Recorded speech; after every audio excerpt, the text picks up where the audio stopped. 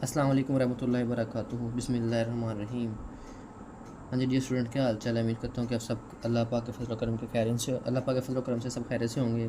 ठीक है, अगर आपने आज दुरूद शरीफ नहीं पढ़ा तो काइंडली एक बार पढ़ लें अल्लाह पाक की रज़ा के लिए। ठीक है, तो अभी मैं आपके साथ डिस्कस करता हूँ class 9th chapter number 1 exercise 1.4 का क्वेश्चन नंबर 4। ठीक है, हमारा टॉपिक चल रहा था वो मैट्रिक्स की मल्टीप्लिकेशन का चल रहा था, कैसे मैट्रिक्स को और मैट्रिक्स आपस में मल्टीप्लाई करते हैं। तो ये उसने कहा मल्टीप्लाई द फॉलोइंग मैट्रिक्स, यानी उसने कहा इन मैट्रिक्स को ज़रब दो। तो हम अभी आपके सामने सोल्व करते हैं। पीछे वीडियो में भी किए हैं क्वेश्चन नंबर 2, क्वेश्चन नंबर 3, अब क्वेश्चन नंबर 4 आपके सामने सोल्व करते हैं। ठीक है, चलें अब पहले क्वेश्चन इसका नोट करते हैं। तो बेटा एक्सरसाइज हमारे पास है एक्सरसाइज 1.4। ठीक है बेटा, उसका क्वेश्चन नंबर आज हम आपके साथ डिस्कस करेंगे। क्वेश्चन नंबर बेटा कौन सा है? Question number 4। ठीक है, तो उसका पार्ट ए सोल्व करते हैं अभी आपके सामने। ठीक है बेटा, इसका पार्ट ए सोल्व करते हैं अभी आपके सामने। ठीक है, सबसे पहले मैं लिखता हूँ इसकी स्टेटमेंट 2 3 1 1 0 -2। ठीक है बेटा, तो 2 -1 3 0। ठीक है बेटा, यहाँ तक समझ आ गया आपको?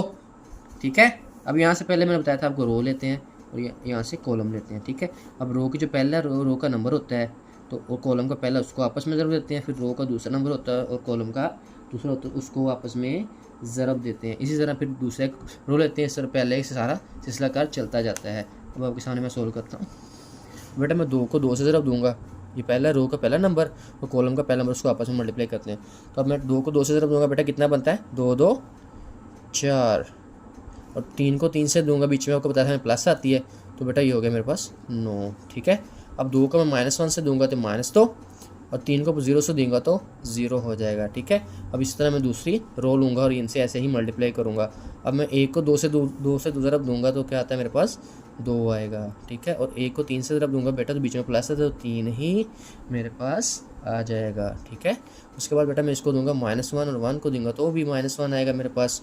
ठीक है, तो प्लस माइनस माइनस होता है, साथ 1 है तो 1 किसी नंबर अगर 1 को 1 से मल्टीप्लाई करें तो वो 1 ही आता है। अगर 1 को मैं बेटा 0 से करूँगा तो मेरे पास वो क्या आ जाएगा? 0 आ जाएगा। बीच में क्या आती है? जमा आती है, प्लस आती है, आपको पता है। अब 0 को मैं 2 से मल्टीप्लाई करूँगा, तीसरा इस तरह लूँगा, 0 को 2 से दी तो बेटा क्या आ जाएगा मेरे पास? 0।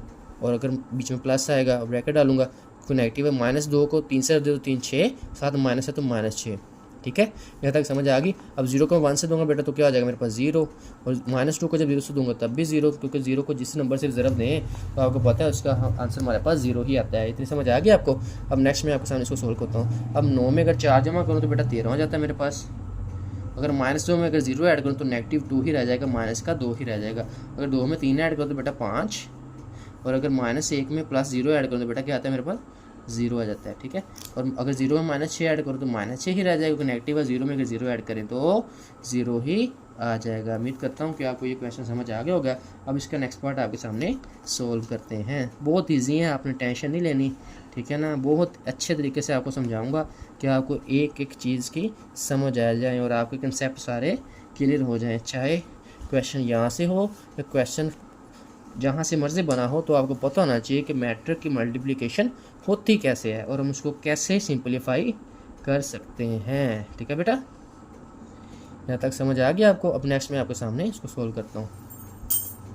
तो इसको बेटा मैं मल्टीप्लाई करूँगा, ये मैं रो लूँगा और ये कॉलम और ऐसे कॉलम। सबसे पहले चेक करें 1 2 3, तो हमारे पास रो में कितने नंबर हैं? 3, और कॉलम में देखो 1 2 3, तो हम इसको मल्टीप्लाई हो सकती है। अगर यहाँ पे 3 होते और यहाँ पे 2 होते तो बेटा नहीं होने थे, क्यों? कि हमारे पास तो इंट्रीज ही नहीं बराबर रो और कॉलम की। अगर रो और कॉलम की इंट्रीज बराबर होंगी तो ये मल्टीप्लाई होंगे। तो हम चेक करें कि 1 का 1, 2 का 3, देखो 1 2 3, इसमें 3 है, 1 2 3, तो ये पॉसिबल है। तो पीछे मैंने उसमें ये क्वेश्चन किया था जो नॉट पॉसिबल था, उसमें यही मसला आ रहा था, क्योंकि हमारे पास जो था ना रोज़ के अंदर 2 नंबर थे और सॉरी रोज़ के अंदर 1 नंबर था और कॉलम्स के अंदर 2 थे, तो ये पॉसिबल ही नहीं है। तो मेरे को तो मल्टीप्लाई कर ले, दूसरा छूट था, तो ये इस वजह से पॉसिबल नहीं है। सबसे पहले हम चेक कैसे करते हैं? 1 2 3, 3 इसमें और 3 इसमें, तो ये पॉसिबल है, अदरवाइज नहीं है। ठीक है, अब 1 को 1 से मल्टीप्लाई किया तो 1 आ गया बेटा। आपको पता है बीच में प्लस डालते हैं, प्लस आ जाएगा। ठीक है, तो उसके बाद बेटा 2 को हम देंगे 3 से, 2 को जब 3 से मल्टीप्लाई किया तो 6 आ जाएगा। ठीक है, और जब 3 को -1 से किया तो बेटा -3 प्लस माइनस माइनस हो जाता है, ठीक है। अब ये मेरे पास इतना हो गया। अब मैं इसको सोल्व करता हूँ इससे। 1 को 2 से दूंगा बेटा तो 2 आ जाएगा मेरे पास, और 2 को 4 से दूंगा तो प्लस आएगा तो 8, और 3 को जब 1 से मल्टीप्लाई करूँगा तो क्या आ जाएगा मेरे पास 3 आ जाएगा, ठीक है। और पॉजिटिव है तो पॉजिटिव, अगर नेगेटिव हो तो नेगेटिव आ जाता है। अब इसी तरह मैं दूसरा रो लूँगा और इसी तरह इसको मल्टीप्लाई करूँगा। जब 4 को मैंने 1 से 4 1 4 और प्लस आएगा बीच में, और जब 5 को मैं 3 से दूंगा तो मेरे पास बेटा 15 आएगा, 3 बाई 15। और जब मैं 6 को -1 से दूंगा तो -6 आ जाएगा। और जब मैं 4 को 2 से दूंगा तो 8, और जब मैं 5 को 4 से दूंगा तो 20 आ जाएगा मेरे पास। 4 को 2 से दी तो 8, 5 को 4 से दी तो 20। अब मैं 6 को दूंगा 1 से, जब मैं 6 को 1 से मल्टीप्लाई करूँगा बेटा तो 6 ही आ जाएगा मेरे पास। अब इसको मैं आपके सामने सोल्व करता हूँ।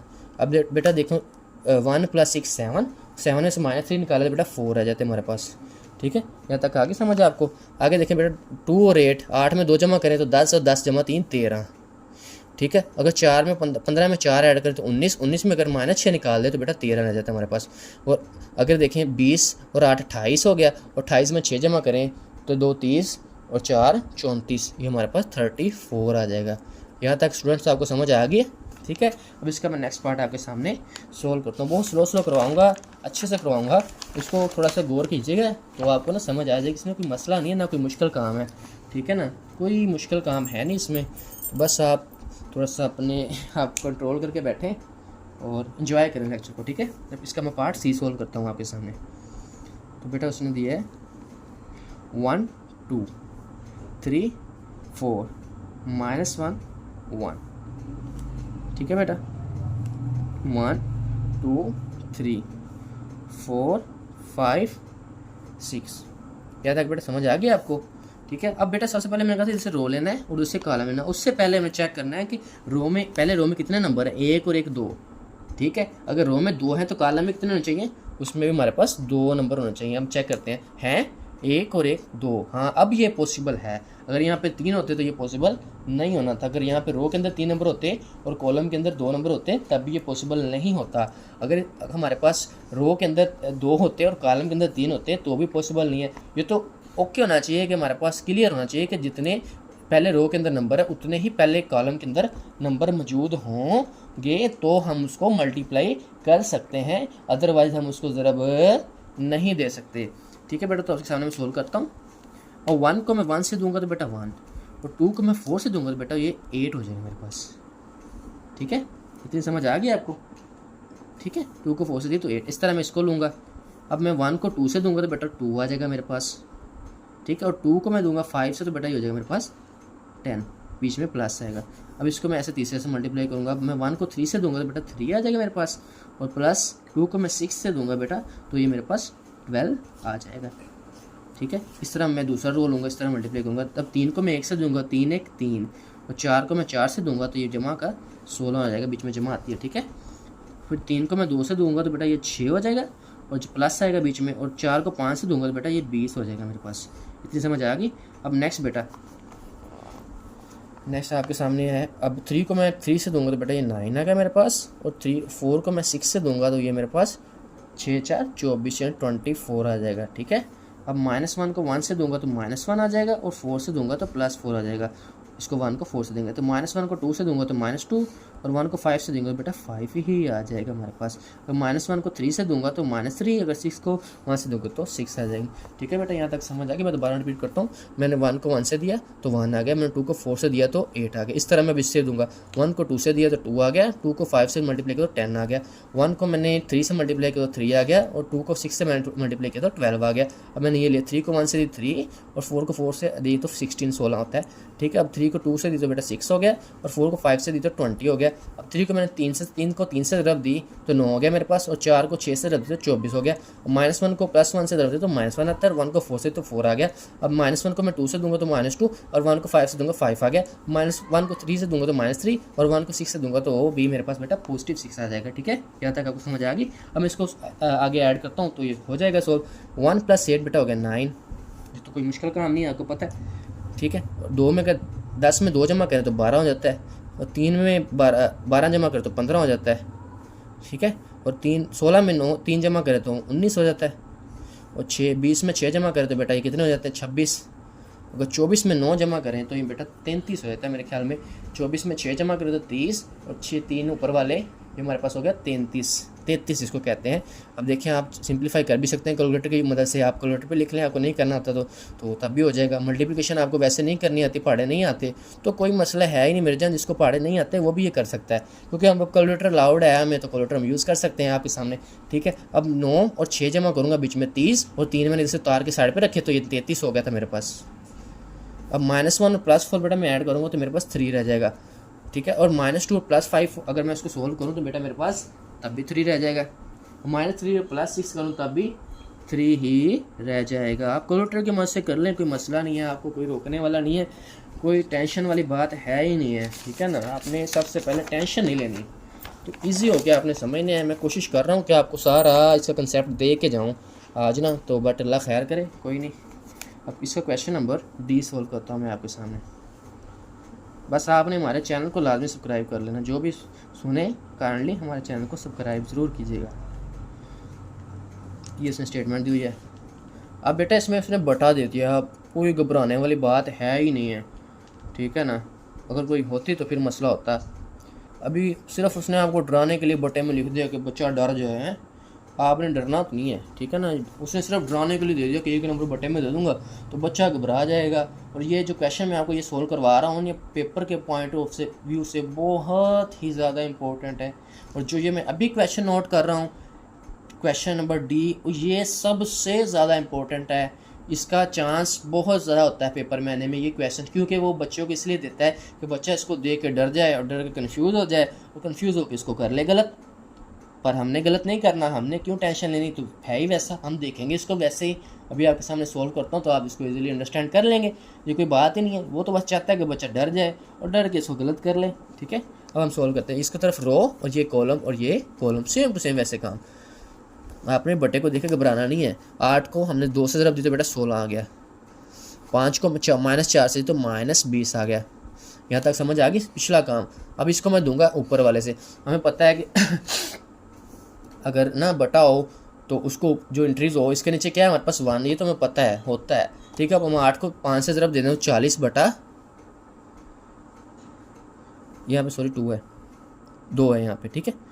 40 बटा कितना आ जाएगा मेरी जान, 2 आ गया। 2 कोई टेंशन, इसको मल्टीप्लाई करो, 5 मल्टीप्लाई -5/2 कैलकुलेटर पे रखो मेरी जान, तो ਤੁਹਾਨੂੰ सीधा ही टेंशन ना लो, ਤੁਹਾਨੂੰ दे देगा की देगा, ਤੁਹਾਨੂੰ 8 से कर रहे हैं तो सीधा ਤੁਹਾਨੂੰ 40/2 दे देगा।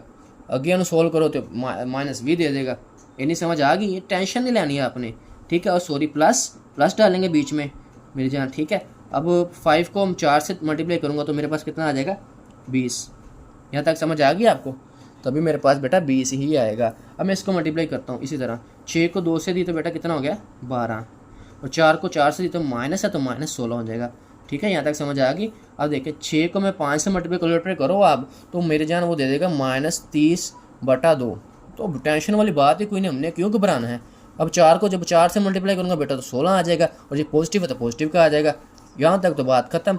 अब 16 में से -20 करूँगा बेटा तो -4 आ जाएगा, ठीक है। अगर इसको मैं डिवाइड करूँ तो आपके सामने कितना आएगा मेरे जान, ये -20 आ जाएगा और ये +20 है आपके सामने, ठीक है। इसमें अगर निकालूँ तो ये मेरे पास बेटा -4 आ जाएगा, कोई 12 -16 कोई -4। और इसको मैं कैलकुलेटर पे डिवाइड करूँगा आप डायरेक्ट तो 15 दे देगा मुझे, आपको पता है 30 को 2 पे तकसीम करो तो 15, 7 माइनस तो माइनस आ जाएगी, ठीक है मेरे जान। अब +16 है तो 16 लिख लेंगे एज इट। अगले स्टेप में इसको सोल्व कर देता हूँ, इसका मसला ही कोई नहीं है आपको। -4 और -20 +20 0 हो गया, और -15 में +16 है तो 1 बच जाएगा बेटा। इसमें तो कोई मसले वाली बात है ही नहीं। अब देखिए अपने आपको बताया मुझे कितना ईजी है, ये कोई मुश्किल काम है इसमें। उसने सिर्फ आपको डराने की कोशिश की है कि आप डर जाएं और इस क्वेश्चन को भूल जाएं बस। और ये पेपर के पॉइंट वो व्यू से ना ये क्वेश्चन इतना इंपॉर्टेंट है कि आप सोच ही नहीं सकते। इसको तो रटलाइज कर लें, आप प्रैक्टिस करें इसकी जितनी ज़्यादा। और क्वेश्चन नंबर 4 वाहद क्वेश्चन है जिसमें से 98% क्वेश्चन इसमें से आता है, ठीक है ना। तो 100% तो नहीं कह रहा, 98% तो आएगा ही इंशाल्लाह। तो आप इसको बड़े अच्छे से डील करें, अच्छे से रेडी करें, ठीक है। और ये क्वेश्चन पेपर के पॉइंट ऑफ से फिर मैं कह रहा हूँ बहुत ही ज़्यादा इंपॉर्टेंट है, पेपर पॉइंट ऑफ व्यू से बहुत ज़्यादा इंपॉर्टेंट है। अब इसका लास्ट पार्ट करता हूँ, -1 2 1 3 0 0 0 और 0। चलो जी तो गल ही मुक गई, उन्हें सारे 0 ही दे छड़े अपन, तो ये कोई टेंशन ही नहीं है। अब देखो ये रो ये कॉलम उन तो कोई टेंशन ही नहीं है यार, सीधी गल है, सारा जवाब ही 0 है। उन्हें दे ही जरूरत है 0, जिन्होंने ज़रूरत दो तो 0 ही आती। हूँ -1 ਨੂੰ जमा 0 नजर दिते तो 0 आ गया, जमा बिच आ गया। जो 2 ਨੂੰ 0 दिता भी 0 ही आ गया, वो तो टेंशन ही कोई नहीं। -1 को 0 से दिते भी 0 आ गया, और 2 ਨੂੰ 0 दिता भी 0 आ गया। माइनस इनू दिती नाल 0 1 नाल 1 ਨੂੰ 0 ਨਾਲ भी 0 आ गया, जो 0 ਨੂੰ 3 ਨਾਲ दिती ਤਾਂ भी 0 आ गया। ठीक है, फिर 1 ਨੂੰ 0 ਨਾਲ दिती ਤਾਂ भी 0 आ गया, तो 3 ਨੂੰ 0 ਨਾਲ दिती ਤਾਂ भी 0 आ गया। मेरे जाने तो कोई काम मुख है ही नहीं है, हुंदा तो फिर तो कोई गल हुंदी ना, ये तो कोई काम मुखा मुड़ है नहीं गा।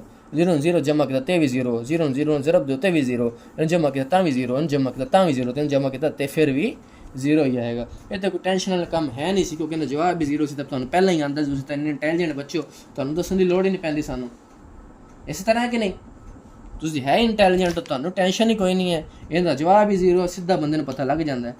और डियर स्टूडेंट, उम्मीद करता हूँ कि आपको अल्लाह पाक के फजल करम से समझ आ गई होगी। हमारा लेक्चर बहुत अच्छे से समझाने की कोशिश की है मैंने आपको, ठीक है, अल्लाह पाक के फजल करम से, ठीक है। उम्मीद करता हूँ कि आपको अच्छे से समझ आ गई होगी। और जो मैंने क्वेश्चन आपको इसमें बहुत इंपॉर्टेंट बोला है, ये बहुत ज़्यादा इंपॉर्टेंट है, ठीक है। आप यकीन करें या ना करें, इसमें से बहुत ज़्यादा चांस होता है कि वो आपको पेपर में क्वेश्चन इसका बेटा दे, ठीक है। तो काइंडली इस क्वेश्चन नंबर 4 को तो अच्छे से रटलाइज कर लें, इसमें पक्का क्वेश्चन होता है, ठीक है ना। तो उम्मीद करता हूँ कि आपको सब चीज़ें अच्छे समझ आ गई। अल्लाह पाक के फजल करम से हमारे चैनल को लाजमी सब्सक्राइब किया करें। अल्लाह पाक आपको जज़ाए खैर दे। जज़ाकल्लाहु खैरा। वस्सलाम, अल्लाह हाफिज़।